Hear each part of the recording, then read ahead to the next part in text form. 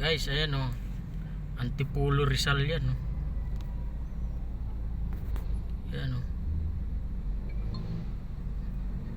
Ayan o yung mga bahay sa taas o. May mga bahay dun, di ba? Dito ako sa Antipolo ulit.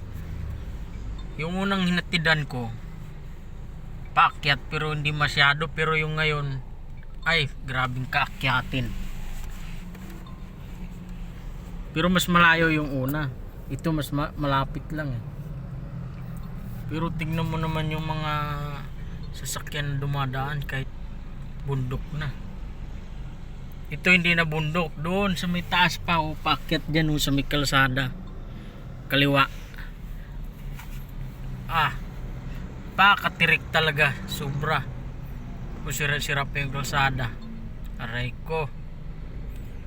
Yun lang guys. Thank you sa inyong solid support.